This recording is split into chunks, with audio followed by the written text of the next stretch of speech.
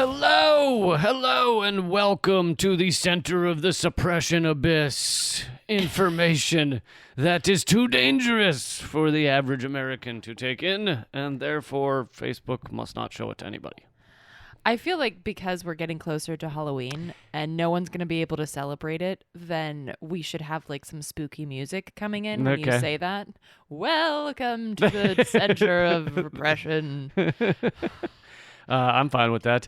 Also, because we're getting closer to the election, which it makes sense that election would happen within days of Halloween. It is a zombie holiday. A zombie, soul-destroying, sucking you down to the underworlds and puking on your core kind of event.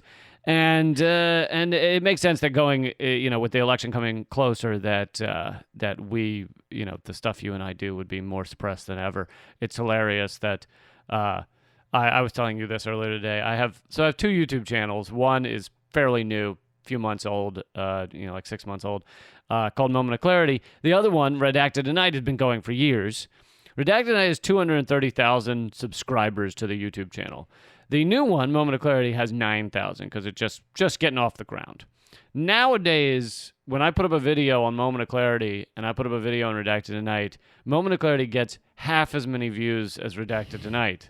Meaning with 9,000 subscribers, you can get nearly as many views as Redacted Tonight because Redacted Tonight is so aggressively suppressed that they're doing everything they can to make sure people don't actually watch the videos.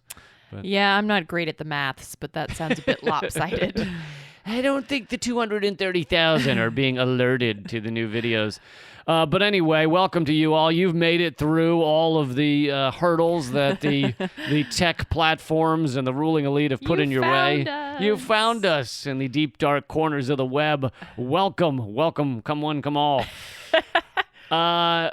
So this is a crazy news week, as every week is now. Various states are burning. Everyone's dying in hospitals. Various states, are attacking protesters.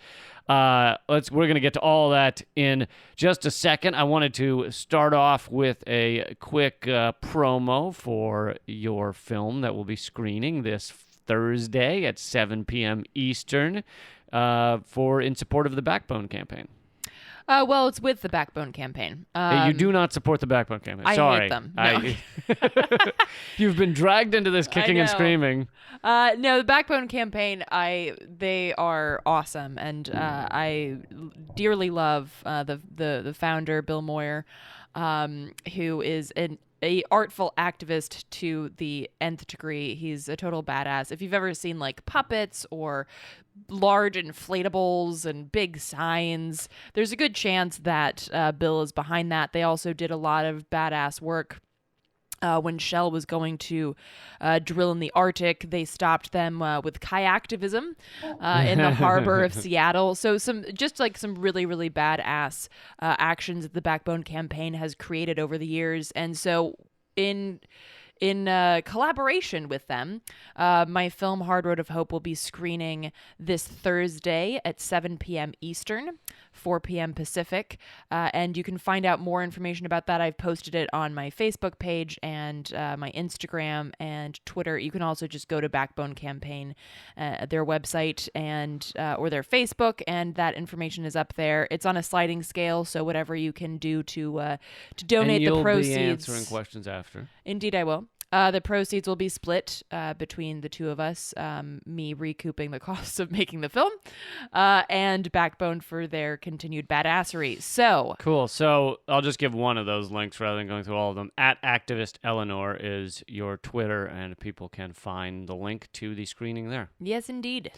All right, let's get on with it. So Ruth Bader Ginsburg has been lucky enough to leave this world. Dark. I know.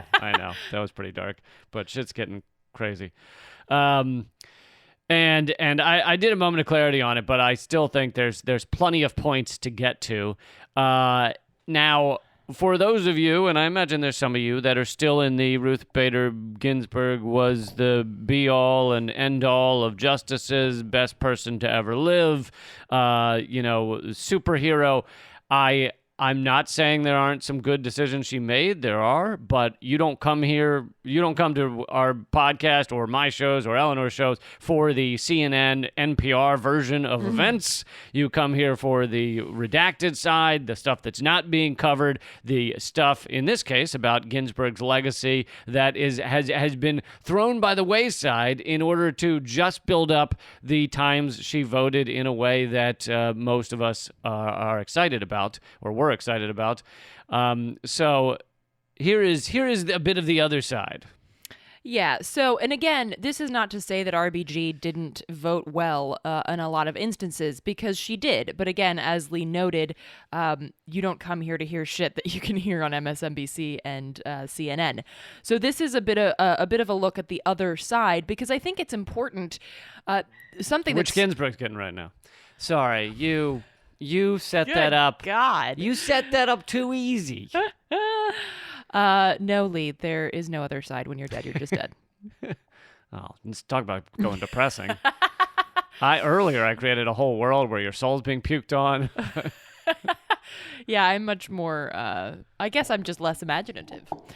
Where is that t-shirt, atheists are less imaginative? Because that's very true. The shit that religious people come up with is amazing. And yet, the funny thing is that the atheists that I know, granted there are atheists that are assholes, just like there are religious people that are assholes and religious people that are nice, but the atheists that I know are incredibly creative and imaginative, just not about what happens when you die. Just about other things, right.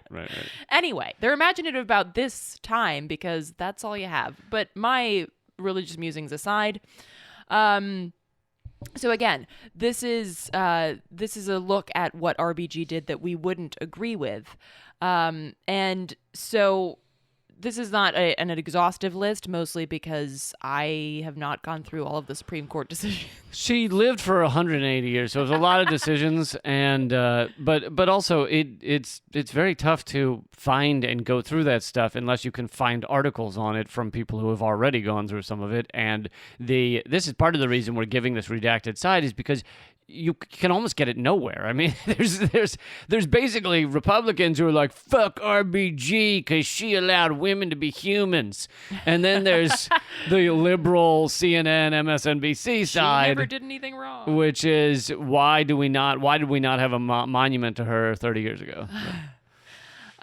Okay, so one example, Integrity Staffing Solutions versus Busk prohibits the overtime paid to Amazon warehouse workers.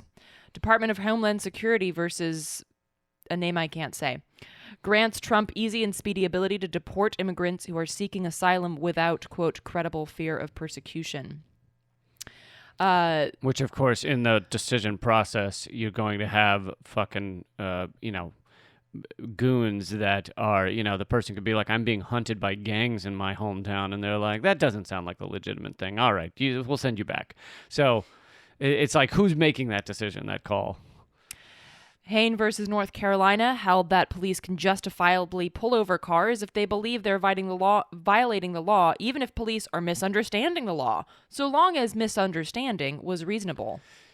Which I love this. I love this one because this is basically like, everyone, whatever little training police are getting, give them less. Right. Because if they are less understanding of the law, then they can get away with more shit. If they reasonably misunderstand the law, which, consider the fact that if you reasonably misunderstand the law, you don't get off. Yeah, because I thought murder was for people you don't know. If you know them, it's okay. In court, they'll often say, ignorance of the law is no excuse. Right. So it's an excuse for people with guns that shoot at you? Of course, because otherwise just dopes would rule society. They'd be like, I'm dumb. I get to kill anybody. I can rape anybody. I can stab people through the ears. Yeah. Like. Wait, are you saying that dopes don't run society? Well, okay. It's sociopaths run society. Okay, very smart, often very smart sociopaths run society. Whereas this would be legitimate just dummies who don't know how to read, can do anything. That's true. Another one, Sampson versus California, held that police can conduct warrantless searches of parolees because they're on parole. Which I love that one because it's basically like, and this goes through a lot of American society, the idea that once you've been charged with anything. You should just like never have your life back. You should never have any freedoms back. Right. I mean, a lot of You can't actually serve your time. Right, a lot of countries, serve your time and move on. You mean, because once you've served time, you have the scarlet letter of a convict across you, and it stops you from getting jobs, it stops you from being able to live a life, getting state benefits, often voting sometimes, and so this just furthers that. Like, oh my God, you've broken one of these. Which, by the way, how many black men and women in custody or in prison are completely innocent? So, to start with, obviously there's white people as well, but the idea that every prosecution is so legit and so important and so meaningful that you should have your life destroyed forevermore is a fucking sick idea. Right, and there are other. I'm not going to go through this, and I'm getting this list from Yoon, and the What? I didn't write that. Yoon. Oh. Oh, okay. Sorry, I missed the joke. That's all right. Anyway, you focus on your thing. Anyway, who is a member of PSL. So this really highlights the importance of political education, which is something that Yoon points out. Oh, but you didn't mention the indigenous one. Oh. There's an indigenous decision in there that which I thought was important, which says once a tribe buys... City of Sherrill versus Oneida Indian Nation of New York held that the repurchase of traditional tribal lands 200 years later does not restore tribal sovereignty to that land.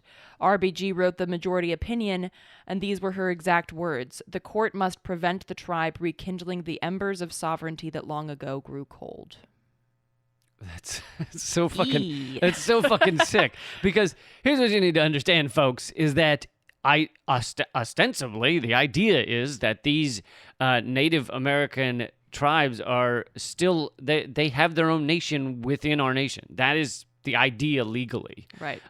They are not supposed to be, the fucking servants of, the plebes of America, even though that is how America treats them in a lot of ways. But so the idea that if they purchase back land that was theirs, that is then not part of their tribal land. Now, you could, I suppose, set a time frame, like if it were 1600 years ago. Not that I would agree with it, but if it were 600 years ago or something, like the claim is getting a little tenuous because who knows where those tribal lands were. But when they have obvious, clear proof that this was tribal land, it was bought by somebody. It's now been bought back. And we need to make sure they don't get any sovereignty, Right, and it's contradictory as well, too, because I believe she voted for the Supreme Court case that recognized that Oklahoma, that huge parts of Oklahoma do belong to the Cherokee Nation.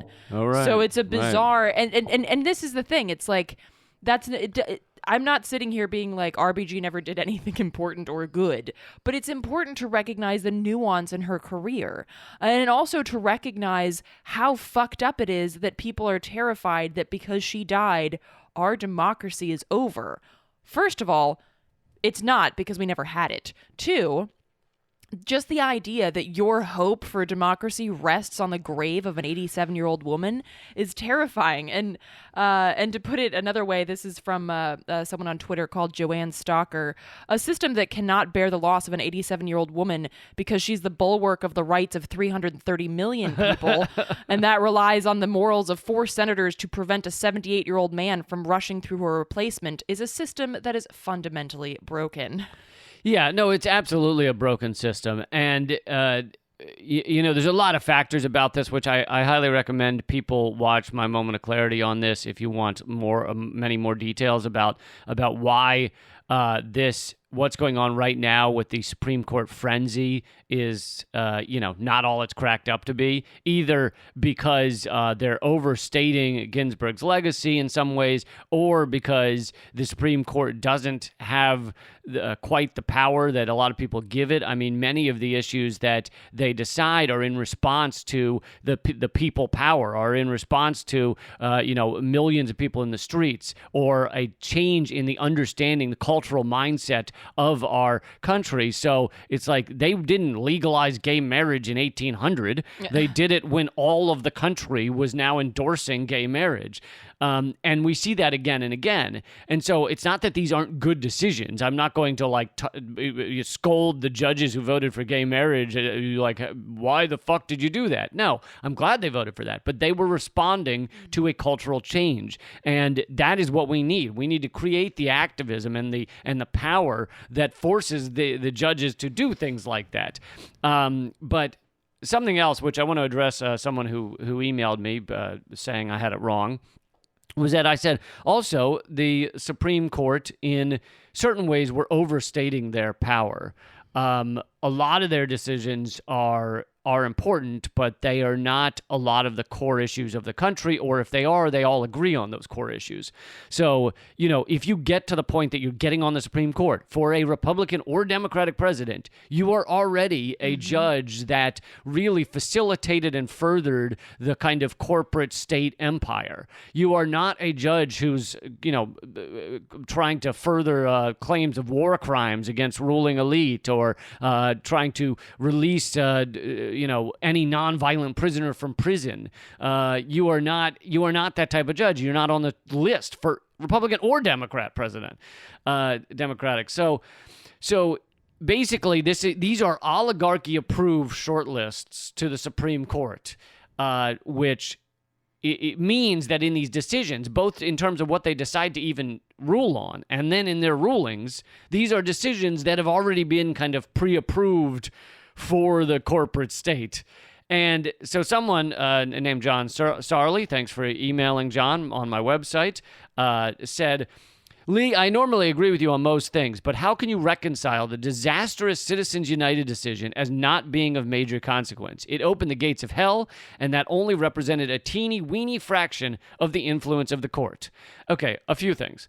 First of all, I didn't say that it's of no consequence. I actually think that some of these decisions are very important, but you heard what I just said. I said that a lot of these decisions are being made by a corporate empire-approved court to begin with.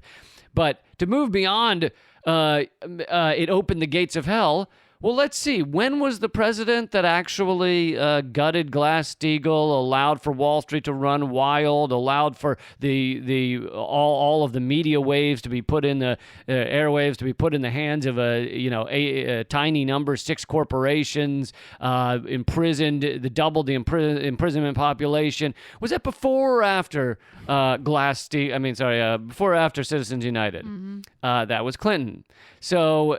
You talk about, when was the Cold War? When were the atomic bombs dropped?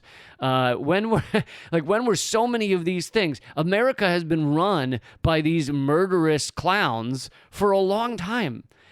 I'm not saying Citizens United doesn't make it worse. It does. It allows power to even more purchase the system. But it's not like we had fucking, Medea Benjamin in as president until Citizens United was passed.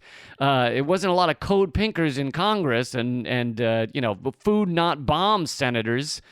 It was already owned by the oligarchy, and this just solidified that process for them, because it's easier for them to buy this power than to have to do it a little more with the meet and greets. It's easier for them to just buy the ads.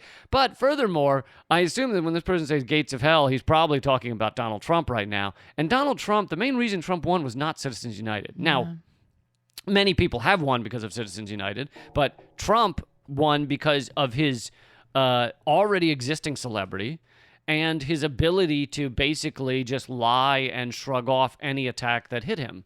So, yes, he had a lot of money, but it was not the money at the end of the day. The media gave him 23 times as much coverage as Bernie Sanders during the primary. That was not paid advertising time. That was given. They call it earned, but that was given advertising time for him by the mainstream media. That was not due to Citizens United.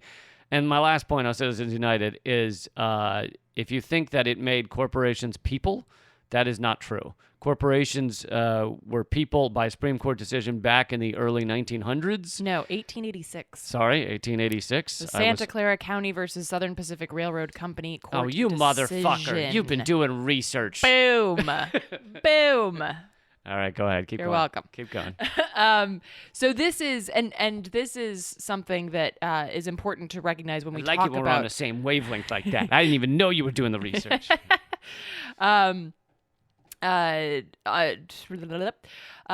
So this is something that you might hear people talk about when they talk about corporate personhood. And it's important to recognize, again, like the history of this shit. Because to think that this all started because of Citizens United or this all started with Trump, it's like that is a fundamental misunderstanding of history.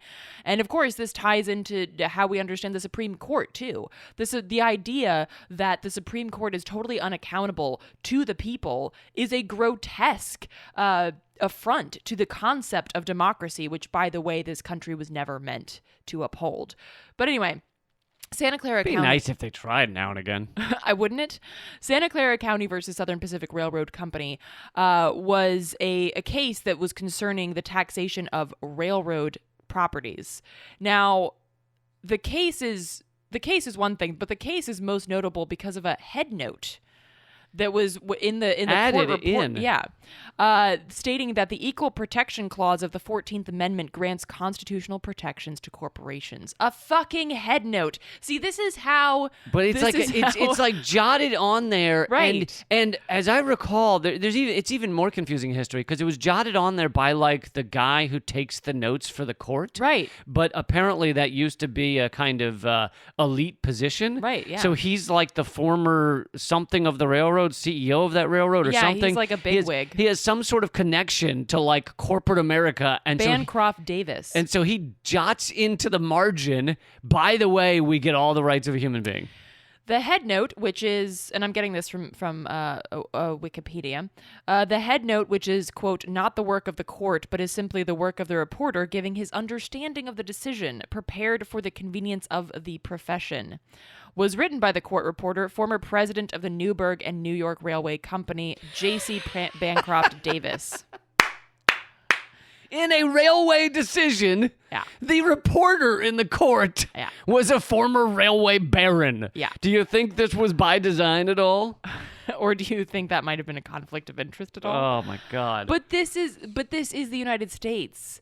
It's so important. This was fucking 1886. It is so vital that people understand that this fucking shithole country was never meant to be a democracy. It was never meant to uphold equal rights under the law. That was never the fucking point. It was built in defense of white, rich, landowning and property owning, read slaves, men. But that was the whole point. So I don't know if I'd call this pushback, but to further nuance it, part of the reason they put in all these things that people cherish around the world and say like, but look at this idea and freedom of speech and stuff like this was because yes, these were white landowning males. So these are kind of the oligarchs. I mean, some of them might be lower level, but these are kind of the oligarchs of society. But they had just survived or gotten through a revolution from even higher oligarchs, the like monarchy of Britain. So they had fought and separated themselves from a ruling empire, and so they wanted to put some things in there that basically would make it so you don't end up in the same situation they had just been in, like feudal system to the crown. But they also were still the oligarchs of the new society. So they wanted to have it both ways. They wanted to put these freedoms in there, but they also wanted to make sure that the white landowning males still ran shit.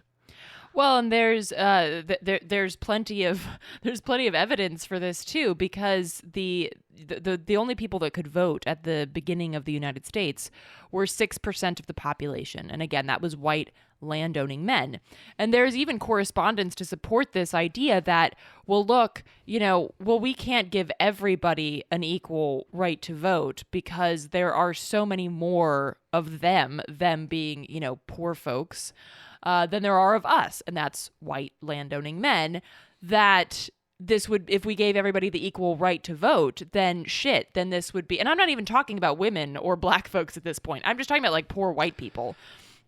if we gave poor white people the equal right to vote in the the late 1700s, they would vote for things that are good for them. They would vote you out, you assholes. Yeah. So and they knew this. They weren't fucking stupid, the founding fathers. So they made sure that there were barriers And to be a part of this new quote unquote democracy. And there's a great, I keep saying this on every show, but I might put this on a redacted tonight, but there's a great article by Richard Wolff, and I feel like he's said this many times. He's an economist. Most of you know him. That the article is titled "Capitalism's Democracy Problem," and it's similar. It's for similar reasons as what you're defining right there. Now, in that case, it's only partially due to market capitalism. It's which sets up the workers below the hierarchy, but similarly, nowadays, capitalism still has this democracy problem where if the actual people get to stand up and vote for things, they vote for things like Bernie Sanders. And that needs to be tamped down. It needs to be stopped. And that is why initially white landowning males, then it moved on to white males in general, then women and black people, and now they have this real problem where the white landowning males are not going to own society anymore, and so they've had to find new ways to contain their democracy problem. And some of it is massive voter suppression. 1 out of every 10 voters has been purged for this upcoming election. That reminds me. I should probably remind you guys to register and to check that you're registered. But so suppression is one. Another is with money. So Citizens United is one tool in the box of these elite who try and make sure that as few people vote as possible. Absolutely, which is of course why Sorry, I forgot to define one thing. But go ahead. Well, I was going to say, we never said this. So the corporate personhood was passed in 1886, and what Citizens United did was say money is speech. So that was another step in the corporate personhood mission, which then allowed corporations to spend unlimited money on political candidates. So it changed the money game. It didn't change the corporate personhood game. Right. And to sort of tie these things together, the idea that you can vote for someone that will get you a better Supreme Court justice, again, you don't get to vote for Supreme Court justices. And as we've, Lee, you've mentioned this before, Merrick Garland, Obama's Supreme Court justice pick, and Kavanaugh, the douche nozzle that's currently on the bench. And Garland did not get in because the Republicans stopped him. Right. Kavanaugh did. Merrick Garland and Kavanaugh sat on the same bench at one point, and they voted together. Like, they voted the same way 91% of the time. And here's the thing. I'm not saying that 9% wouldn't be important, but I'm saying that to choose that as your hill to die on doesn't make any sense with regards to actually fighting for and trying to build a system that is based on justice and freedom and equity.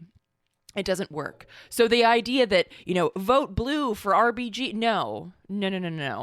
Because Biden, the other flavor of a racist, sexist war hawk, is not going to choose someone that aligns with our demands for justice and freedom and equity. So an inherently undemocratic institution, the Supreme Court, an inherently farcical voting system, an electoral system, will not bring about the change that we need. Not just want, but need in order to have a fucking livable future. And so I'm not saying don't vote.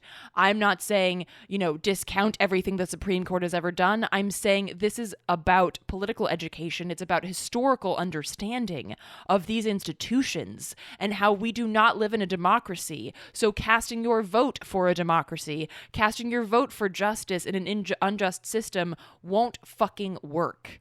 And so that is the bottom line here, and that's the tying together the issue of voting and the Supreme Court. Yeah, and in a way, the Supreme Court is kind of the last stop for the business community to be defended, if all else has failed. And you might say, well, approving gay marriage or something like that doesn't help the business community. But in fact, when the social fabric is starting to unravel because people are getting furious about their rights, it does help the business community to have a stable, somewhat stable society. So if you have massive protests like you did during civil rights, it actually helps the business community to have some sort of stable society. So in a way, the Supreme Court is the final say, unelected, undemocratic, final say to defend the business community. Yeah, and of course this goes back to what I've said before, which is that it's important to recognize that our capitalist system is malleable with regards to changes that work for the ruling elite. So to have, gay pride flags flying at Citibank during Pride Month, that totally works for them because people see that and they're like, oh, they're progressive. I'm going to do my business with Citibank. So this, it is important to and just like, the Black Lives Matter banners that are up all over, like at Amazon and Netflix, they don't give a flying fuck. Chase Bank puts up massive Black Lives Matter banners. It's like a race to see who can print out the largest Black Lives Matter banner. I mean, the big banner folks, they might have thought this pandemic would be bad for them. This pandemic has been great for them. Yeah. Dude, whoever prints BLM banners that are the size of like a mega yacht, you are fucking rolling in dough right now. You're doing awesome. But yeah, so it's important again to recognize that capitalism is malleable, and so when these kind of decisions move forward, when weed is legalized and yet nothing is done about the issue of the war on drugs, you understand that we want to make weed legal so we can make money off of it, but we don't retroactively want to go back and free people who are unjustly imprisoned because of the war on drugs, because we want to keep the prison industrial complex going at the same time too.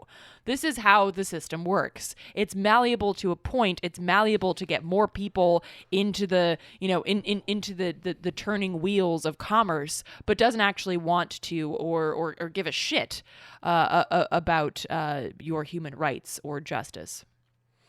That was initially on the flag, but they removed it later. It was a little too verbose. We don't give a shit about your human justice or whatever. So let's move on. Quick note. Eleanor's film will be screening with the Backbone campaign this Thursday, 7 p.m. Eastern. Go to @activisteleanor on Twitter to click the link and sign up. And we also will be doing a live stream again on this Sunday at 8 p.m. Eastern. We're trying to make that a more regular time. You can join us for free at youtube.com/momentofclarity. So moving on to, I have a little hope in this. There's a glimmer of hope that is growing for me. But I don't know if you'd like to shoot it down through the course of this. But why am I the shooter downer? The shooter downer. I love it. I love it. You're welcome.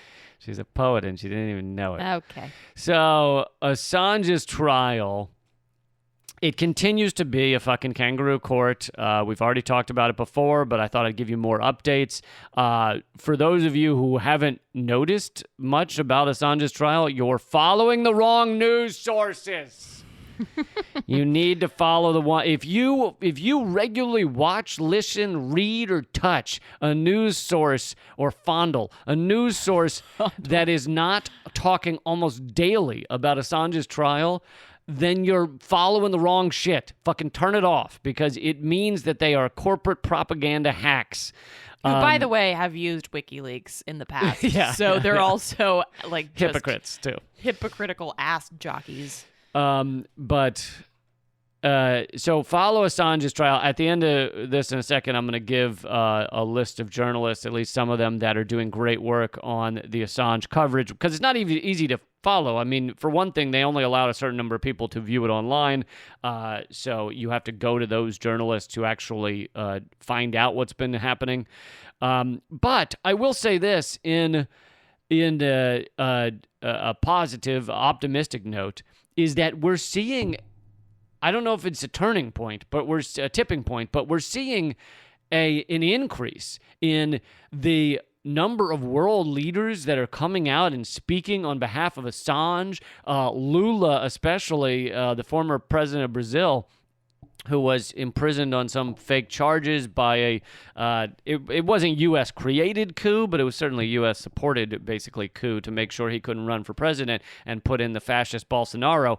Lula spoke out, you can watch the video, adamantly and angrily about demanding the freedom for Julian Assange. Well, and real quick note about Lula, because I think this is important. Lula isn't some crazy ass radical leftist. Lula is in a lot of ways, had a lot of neoliberal policies.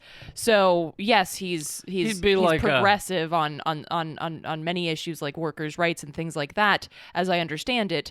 However, he's not like this crazy ass leftist. So it's important to note the breadth on the political the political spectrum of people that are speaking out for Julian Assange. Right. And I'm no Brazil expert, but from what I've read, he was very good for a lot of the kind of liberal oligarchy in Brazil. So many of them were fine with him. It wasn't like the top of the society feared for their money that much.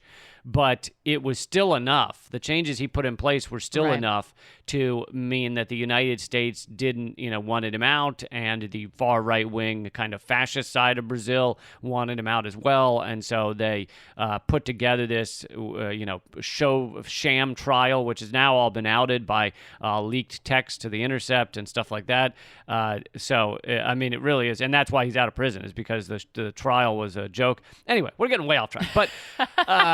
I just wanted to put that out so that people understand the problem is every sentence we say is like is the tip of an iceberg. So we basically jump from tip of iceberg to tip of iceberg, and then we try to get to one iceberg we're trying to dig down on. But if you stop at each tip and go, hey, look at the rest of this iceberg. So I just did a little slide down that iceberg. It's fine. I like it. Now I'm climbing back up. I like the Lula history was good. So, but anyway, he gave a passionate defense of Assange, and so did, I don't know if he did it on video, but a former Prime Minister of Australia has come out. There's a new group called Lawyers for Assange that is, and we're talking, high-level lawyers from a variety of countries have come forward and said this trial is a joke, it's a sham, he shouldn't be in prison. There's also doctors for Assange. Many high-level doctors have come out saying his health is at risk and he needs to be freed immediately. And you just have this growing call. Obviously, whistleblowers, well-known whistleblowers like Daniel Ellsberg. You have this growing call from some world leaders saying this man must be freed, and this is incredibly dangerous, a precedent to set. Even if you hated this one man, it's incredibly dangerous precedent to set that a journalist anywhere in the world, but especially in places that had up until now claimed that they defend the freedom of journalism and the freedom of press, to imprison him, to extradite him on bogus charges is just insane. And for folks who haven't seen Lee's most recent Redacted Tonight, go watch that shit, because it is a brilliant comparison of Assange and Bob Woodward, the guy that everyone's creaming themselves over right now, who is also a big fan of getting and releasing classified information. So, but the way that you put it together is fucking awesome. So if you haven't seen that, it was this past Friday's episode, and it's awesome. Credit where credit is due. The initial video, which I then talk a lot about, so I'll take some credit, but the initial video is from Matt Orfala, so everybody can look him up on YouTube. How do you spell that? It's got an E-A in there. Sorry, didn't mean to put you on the spot with that. I know. I'll find it in 1 second. It's spelled a little weird, so I don't always get it right. Orfalea, even though it's pronounced Orfala. So Matt Orfala. Anyway, check out so he's the one that found the video of Bob Woodward saying over and over again, I get classified information, I get sources that can give me classified information, and then I nag sources. And then I reveal it. Yeah, he actually at one point said, Bob Woodward says, I go up to these sources, and if they won't give me the classified info, I say, come on, let's not be chicken shit about this.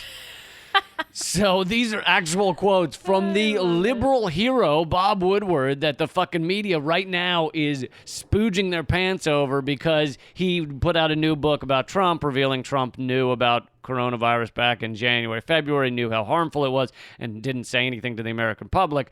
The media is so excited about him, and yet they're silent, nearly silent on Assange. And it's just the peak level of hypocrisy, especially when it threatens their own fucking careers. But all of that you've heard me get angry about before. However, this is new. What's been going on in his trial in the last couple days, it's been about his health. They've moved on to discussing his health because one of the things that actually has gotten people out of extradition to America before is how dangerous the prison system is here, really. How it could force someone to commit suicide. There are other health risks. And so the discussion on the stand was whether Assange is a suicide risk. And this was either today or, I guess it must have, today or yesterday is when this happened. And so the prosecution is badgering a doctor witness, a psychologist who had met with Assange, who was saying he is a suicide risk. And, unfortunately, he's had depression and he's, not looking very healthy. And the psychologist believes there is an extreme chance of suicide if he were to find out he's being extradited, especially if he were to find out he's being extradited. And so the prosecution, trying to disprove this, is saying, no, you don't know that. He's fine. Look at him. He's doing great. He's happy-go-lucky. I'm paraphrasing, but here's another paraphrasing which I found hilarious. The prosecution said to the psychologist when he was saying it's his suicide risk, he said, "But you said Assange played pool with the other inmates. That's not a behavior of someone who can't function and is a suicide risk." Yeah, no one who's ever been a suicide risk has played a game of pool. Right. And it basically like you're not depressed enough, you're not visibly on the edge of an absolute breakdown because you decided to try and find a sliver of enjoyment in a absolute shit existence. Like, yeah, that's evidence. And that's just one example of the garbage that's going on in this trial, which is really, an impressive mountain of shit that is just raining down like a deluge over this. And largely, the reason I have only a twinkle of hope and not that much hope that he won't be extradited is because this judge is, her job, as you know, this actually fits with our Supreme Court discussion. Her job is to solidify the British Empire, their needs as a country for quote unquote national security, and she has been terrible to Assange in his defense. She's allowed unprecedented things like putting superseding indictments on days before this trial began. She's just allowing him to be in a glass box in the courtroom, as if, as I said on my show, as if he's Hannibal Lecter or some shit.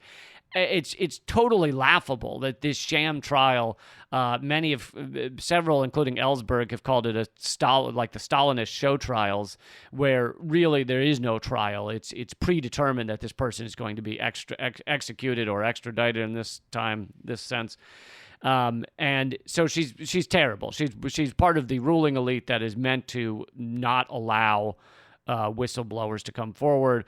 And anyway, she has shown, some of the people reporting on it say she has shown a bit of softening now that she sees how ridiculous this trial against him is, or whatever evidence against him is.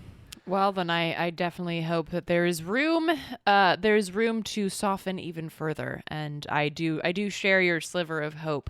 But I think that you're again, not the shoot downer this time. I'm not the shooter downer.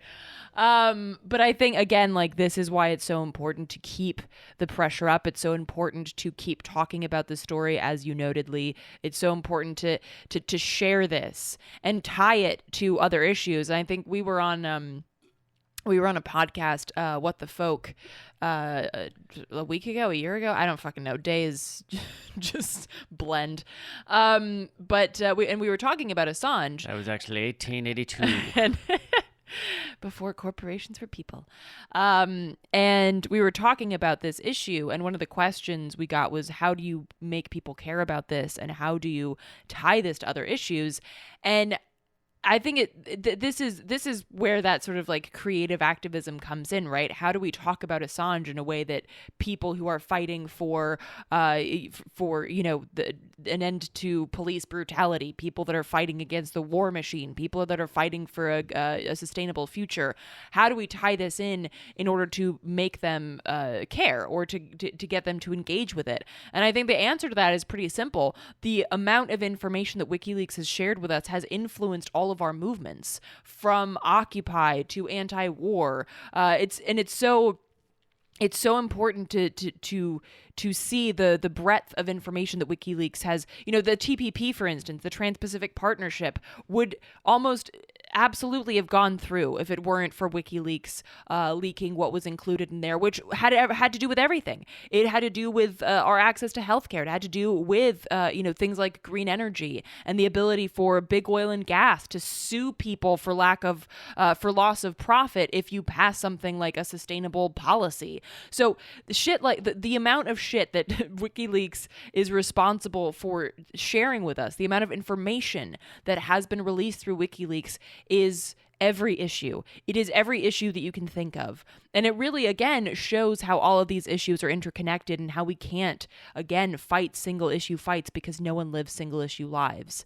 And the connections on these issues will look different for, however you're organizing, but those connections have to be made. And people like Julian Assange have to be protected from the extreme ire and the fist of the state, because these sort of truth tellers are vital for our ability to not only fight but build.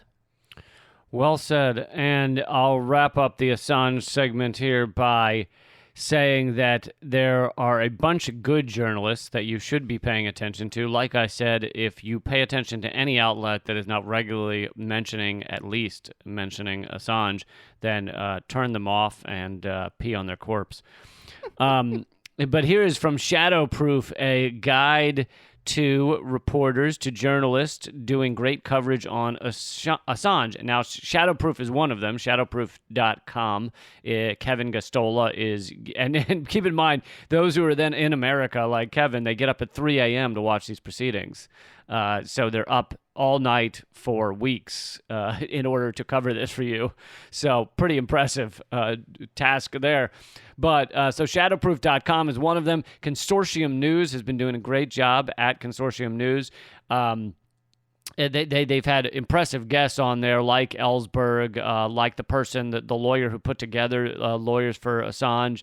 Really great guests on there. So check out Consortium News. And they have videos on YouTube as well if you're more of a viewer rather than a reader. And let's see, we have James Dolan, Byline Times. I'm not going to go through each of the outlets listed at shadowproof.com, but here are a few more. Charlie Jones, reporter for Court News UK. And then we get into the advocacy organizations. You have Assange Defense, which is at Defense Assange on Twitter. Then you have DEA Campaign, at DEA Campaign, which stands for Don't Extradite Assange, not the Drug Enforcement Agency. And then finally, two more. There's Reporters Without Borders. Rebecca Vincent has been doing good work at Rebecca_Vincent. And lastly, the group Action for Assange. I've tried to help them out on some things, but they've been doing great work. It's at Action_4Assange. I think their Twitter got weirder because their last one was deleted, because that shows you how much they're trying to stop information about Assange. But Action for Assange is putting together of events almost every day this week in D.C., but I think many cities have events going on, so you just have to find yours in your city. But if you're near D.C., these events are all starting at 2 p.m., and they're at the Trump International Hotel today, White House tomorrow, Newseum the day after, Friday Lincoln Memorial, and you can get it all at actionforassange.com. That's the number 4, not the word 4. And check all that out. Good.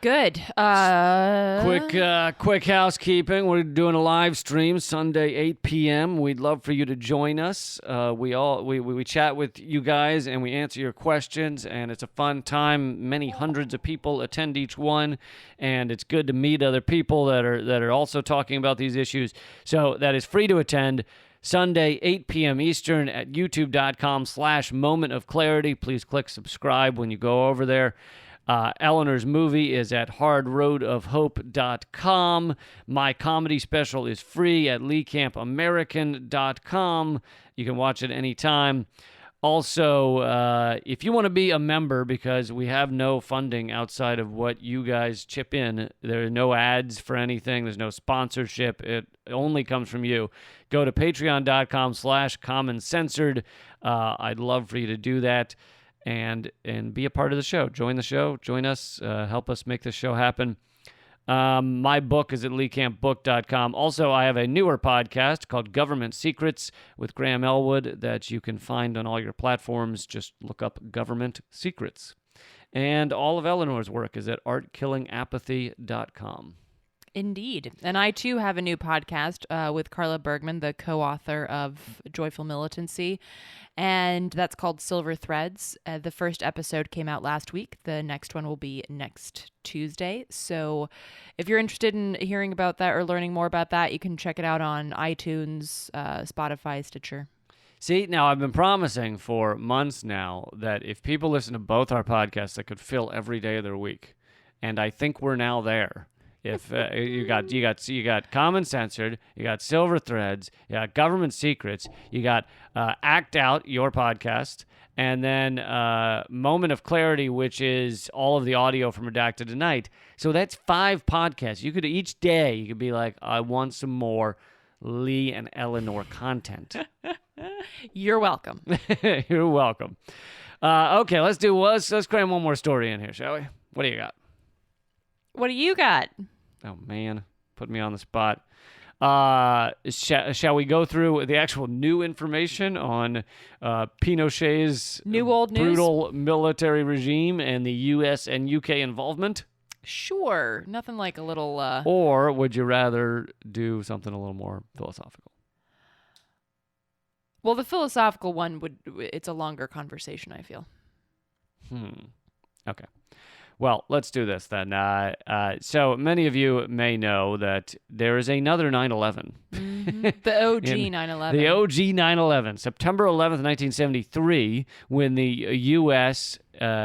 Helped and maybe even was the main force behind the coup in Chile to take out, and he was ultimately murdered. Well, they claim he suicided himself, but...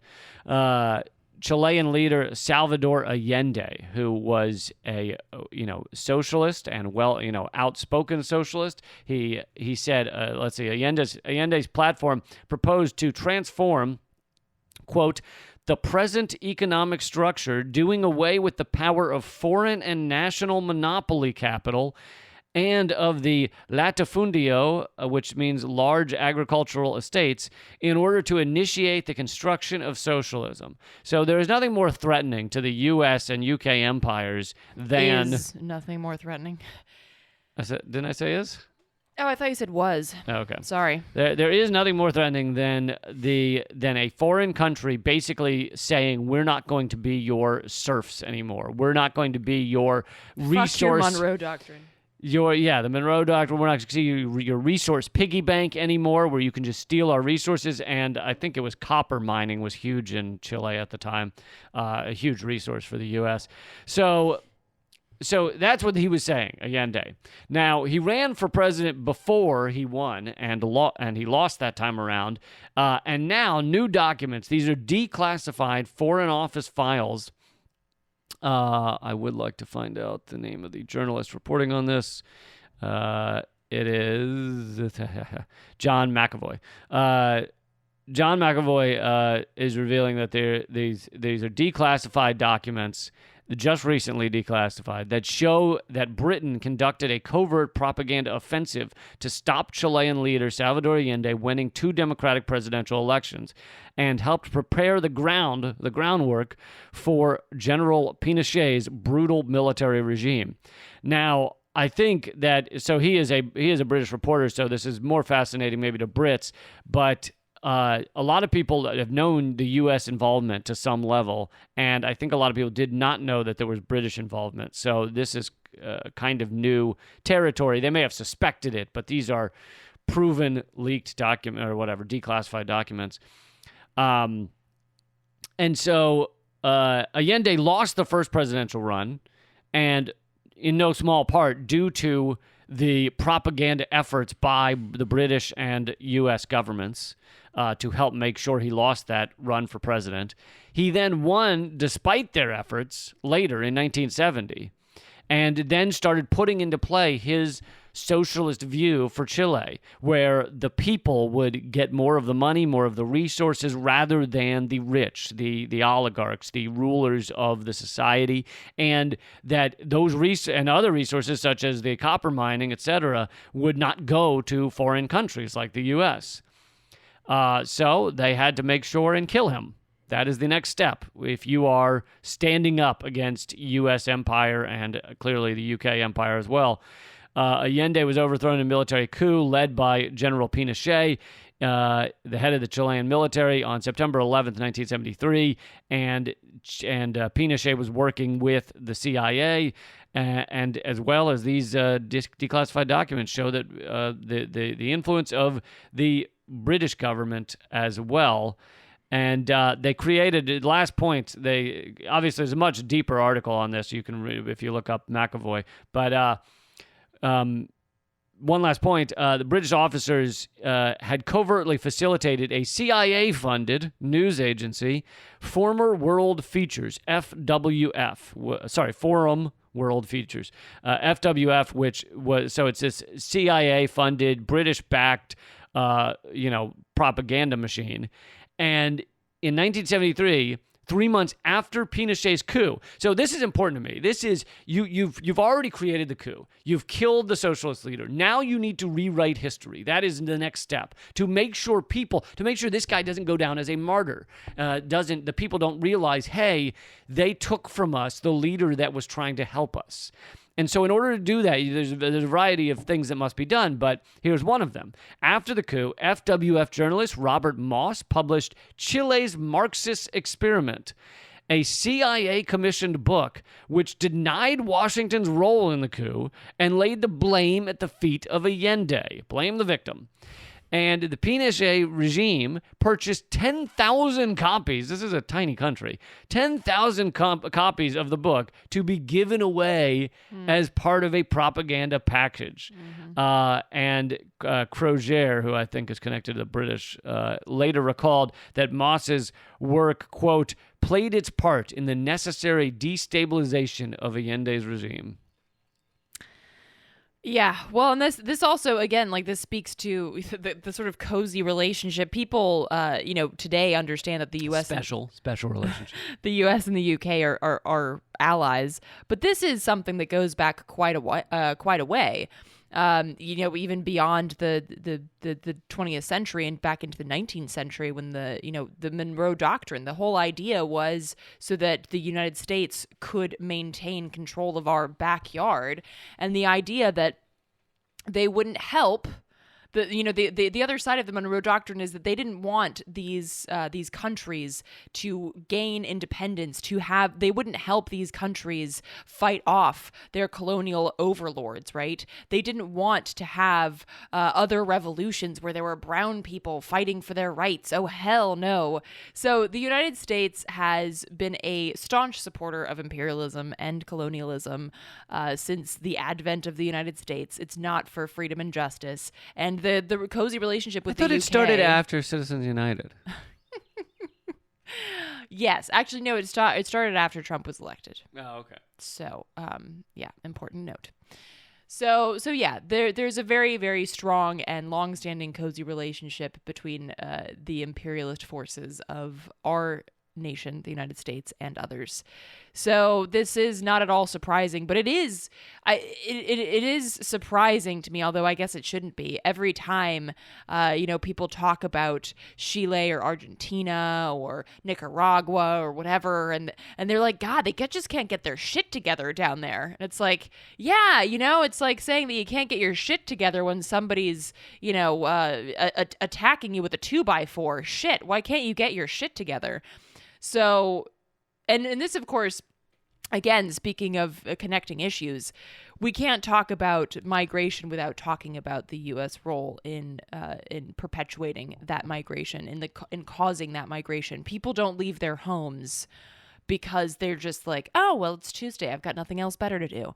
They leave their homes because they can't survive there. And the reason they can't survive there is because it's so destabilized by the violent interference of the United States empire. And that's how it be.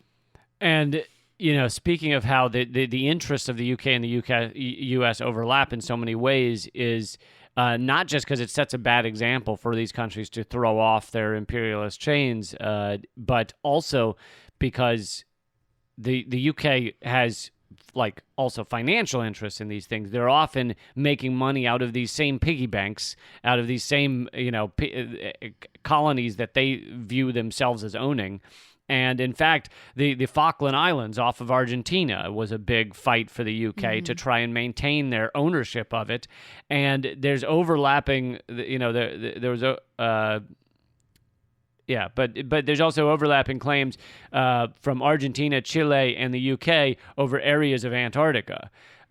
So it's, it's like the UK has a you scratch our back, we'll scratch yours kind of thing with the US as well, where it's like you keep, your ownership of the countries you basically are, sucking off of, and we get to keep ours, and we'll back you and you back us. So there's multiple overlapping claims for why the British wanted to help the U.S. to maintain control over Chile or gain control over Chile. What's that George Carlin quote? It's a big club and you're not in it. Or it's a small club and you're not in it. I can't remember what.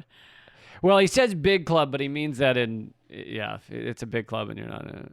About the 1%, about the titans of the capitalist system. Anyway, on that note, we will wrap up, and we will send you on your way. Although, actually, we would like to not send you on your way. Join us over at patreon.com/commentcensored for an extra 10 to 15 minutes. That is the extra content for those of you who are patrons. You help make the show possible. Patreon.com/commentcensored. Also, join us Sunday, 8 p.m. Eastern for a live stream. We'll answer your questions at youtube.com/momentofclarity. And join Eleanor for a live Q&A and screening of her film. You can find it. It's going to be this Thursday, and you can find the details and everything at Activist Eleanor on Twitter. And on Instagram. So until next time, act out. Keep fighting.